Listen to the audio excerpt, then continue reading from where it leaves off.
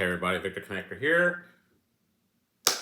What's today? Thursday? Wednesday. Wednesday it is 10:46. Um I did a live earlier today. I've been kind of lacking on something like that. I've got a little tied up in a couple of projects trying to get things done. Trying to get one of these deals done so I can get my investors paid. um, when you working with other people's money, you want to make sure you do everything possible to get them paid up. It's been a little longer than I expected. Hopefully, I can get this thing going and get them all situated and go from there. With the market changing, guys, it's going to be kind of difficult sometimes to just figure out what's happening, right?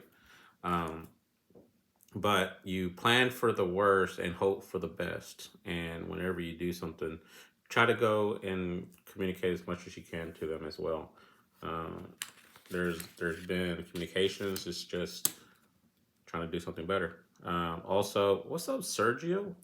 Um, Looking to now move into a couple of things. I actually went to the city today to take a look at the planning and zoning on getting their processes so I can understand it. And what's up, Stephanie? Seeing what it takes to start doing construction. So I actually have a team already put together to move forward into um, doing some builds. So you always want to try. Thank you for my haircut. Um, what I'm trying to do is to start small on a couple new developments to move into something that I really really want to do with my team is to the end result is finding land, get it under control, 5 to 7 acres, and build a multifamily. So this is where sometimes it gets a little bit, it gets big, right? So whenever you do something, you want to take some small bites. Stephanie is a great example. When she's been in sub two almost a year next month. Congratulations. Me too. Stephanie is probably more successful than I have on a couple of things in sub two. She just now purchased a large piece of land and now be closing on to become her homestead. Congratulations! And now she's able to construct her own dream home. But what we want to do here is to get the right team because it's one of those trust but verify concepts, right? You're not going to go in there unless you vent those people out just right. You know, you have to make sure that the builders are right, the civil engineers are right, the architect is doing their job right. You have to vent all those, get them some work, but make it small enough that you can see how the synergy is going to be working. Understanding that you can work together, you're able to now collaborate. And what happens if there's a bump in the road? What are the processes? How are you going to fix it? Are you going to talk about it? Who's going to be coming up with a solution? If you're taking the blunt of the responsibility, it's going to be yours. But here's the thing: you have people around you who knows a little bit more than what you know, because the civil engineer is going to know a lot more than what you're doing. The architect is going to know certain things and aspects that you don't know. You're going to work with the city, understanding it, and talk to the right people. And once you do that, it's like it just becomes easier and better. But it's all a process. So there's a dear friend of mine. He's part of Bina Jetty's mastering multifamily with Bina Jetty, Avishkar. He is a brilliant man. He's a doctor. He's doing a podcast. He built his own team to become a syndicator for multifamily. He's doing some amazing things. And sometimes we go into those ruts, right? Those, what am I doing? Why haven't I gotten a deal yet? Why is this taking so long? And you feel that you're not doing enough, even though you're working 10, 12, 14, 16 hour days. And it's really not work anymore because it's something that you're really passionate about, right? But you're not getting you don't feel that you're getting enough out of it. You don't getting the deals. I know Sergio can, if you're still on, he knows what I'm talking about because it's a grind. Stephanie knows what I'm talking about. It's a grind. Olga might know what I'm talking about. It's a get rich slow in real estate, in multifamily, in any type of real estate itself. It's a get rich slow. And sometimes we tend to forget that because we're looking to move faster and get more deals in and trying to get the flow. And what's up, Julie? Getting flows in, getting leads in, closing on deals. But sometimes it just goes too slow. But once you get your team in there, you're able to push faster, move things a lot quicker, getting the process done, putting different people in different places because you may have a person who's doing the the getting the leads, right? But they might be a better closer than acquisitions. And so once you figure whose superpowers is what, then you can move them around, and then now you're becoming a better, well-oiled machine. And sometimes we have to take a step back and take a look at our process. Do we have the right people in the team? If not, what do we need to do? That's one of the things that I've been doing a lot is talking to different developers, talking to different builders, talking to the city, figure out who's who and who's doing what, who's doing better, who's doing not, and trying to get this thing done as quickly as possible. But a lot of, and one of the things that I mentioned to Average Car is like, don't chase the deal. Make sure the numbers work, and you're able to find that deal. We go through a lot of uncertainty, especially with real estate, especially with the market, right? What's going on, the politics, the people who is able to do so much um, manipulation, right? So now with lumber prices are low now, so they want you to build, even though the interest rates are so high and everything else. But if you have the right team who has the resume, can you imagine what you're able to build? You have so many great opportunities, Texas, Florida, North Carolina, Arizona. There's so many great spots that's looking for that migration. There's a housing shortage. There's over, I think I was listening to, it's like over 60 million, you know, in housing shortage alone.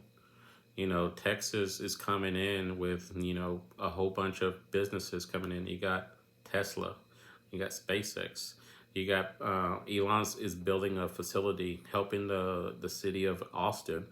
They're about to break ground on a facility near Waco to do rocket engines, and they have South Padre just to do the launches. That's just one. That's just one person who has several different companies.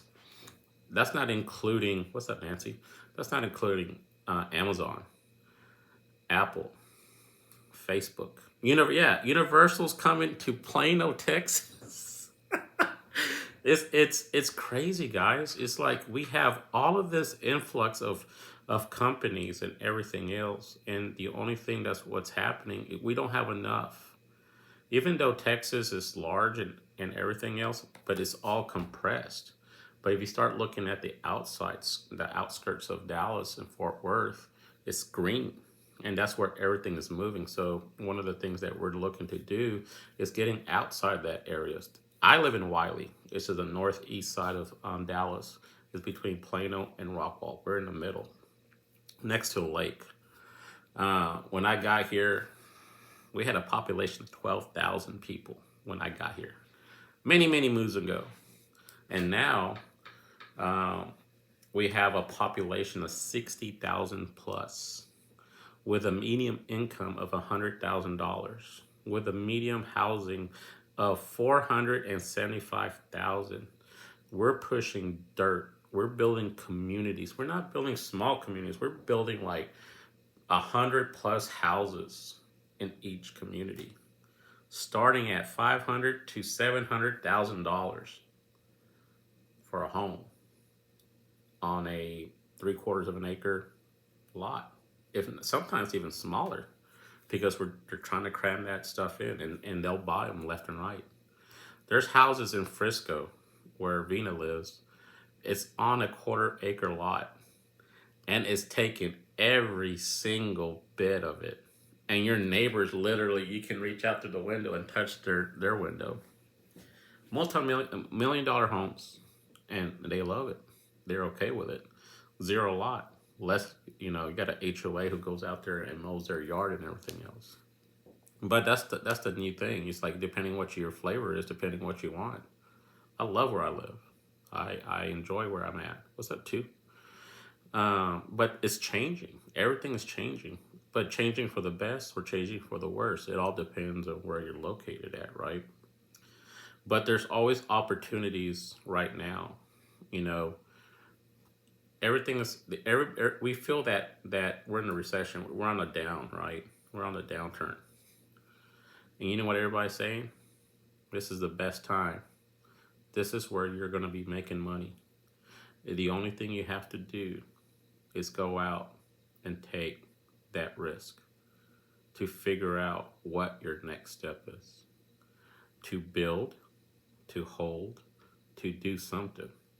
But this is the time to do it. And don't be afraid. You have plenty of people here. You got Julie, you got Stephanie, you got Tu, you got Lisa, you got Nancy, you got Sergio. You got everybody here you can go and rely on. Ask them. Ask for help. Ask for advice. And they can lead you to a solution that might be able to, fit your criteria, your risk factor. One of the things I was mentioning earlier today is that I'm trying to change my terminology and my mindset on a couple of things.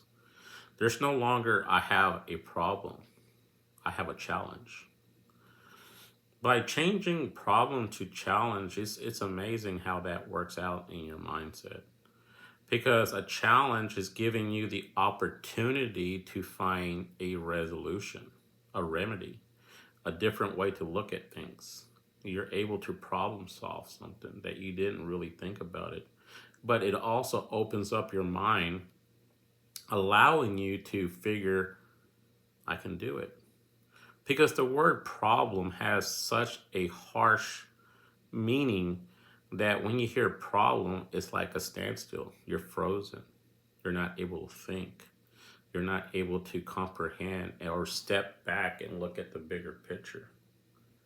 But if you have a challenge, it's like, okay, you start stretching, you start getting ready, get loosening up, and then you start having your mind work and be relaxed, because now you're stepping back and looking at the entire picture a little different. A little different. Because you don't have any type of limitations on something that you're doing. So just keep that in mind whenever you do something. It's more like a game or a puzzle. Exactly, Steph. It's you're always going to be faced with chaos. But the question is, how are you going to face that chaos? Chaos doesn't really mean a bad thing. Chaos could be good. Chaos could be bad. Chaos could be neutral. You just don't know. How are you going to face it? Chaos is something that you're able to put yourself and your team, because you're able to support each other. It's not easy. Being an entrepreneur, being a doctor, a lawyer, being a real estate investor, a real estate agent, a broker, it's difficult. It's not for everybody. If it was for everybody, everybody do it. Developers, builders, electricians, plumbers, foundation. You have all of these great traits that, can you imagine when you put them all together, what you're able to build together? And that's one of the things that I enjoy teaming up with Karnak, is that we're able to do a meetup and talk to those types of people. We had Vina Jetty speaking twice. We had Nick the lawyer. We had Larry West, the tax strategist. We had Courtney Hemsley, who does building development. Um, we had Alvin Hope Johnson, who was there to support everybody. A good, amazing man. We had Sean Ricehouse, who talk about multifamily. It's so it is so different now, guys, that if you would have told me that I'm able to be around these type of people 5 years ago, I say you're crazy, because that wasn't in the cards. I loved real estate. I enjoyed learning it. But, it was just not that long ago when I just walked away from my job to do this full time. And it's been fun. I met some amazing people. I have called them friends, called them family. I have conversations with them. They call me up. Hey, I have this issue. What do you think? I have this challenge in hand. How can I do it? You know, and one of the main things that I like to do and we like to do is be a servant. How can I serve you? Because by serving others, you'll come back tenfold. And sometimes if it's, you kind of want to rush it, right? But let's face it, it comes when it comes. Because, God has a plan. You have to go through all these trials and tribulations. You have to go through all these challenges. But it also allows you to figure out how are you going to face them. Are you going to face it by yourself? Or are you going to face it with a team? And I love facing it with a team. Because you do it by yourself, you don't have a different point of view. Having a different point of view allows you to have a better creative mind to find a solution and remedy. It's amazing. It's fun. And you're able to have people on your team to follow you. And that's the main thing. You want to see how their worth is able to bring into the team to allow your whole entire team to level up, to evolve at the same time.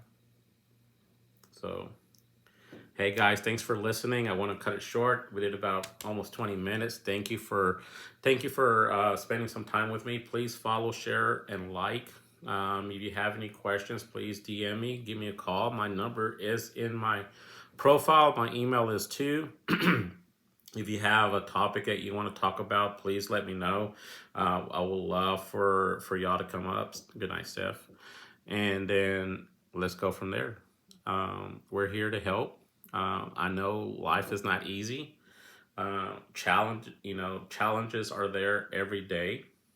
But it's good to have challenges because it allows you to find solutions. Everybody have a great night. Let's roll, make it count, and never stop hustling. Good night.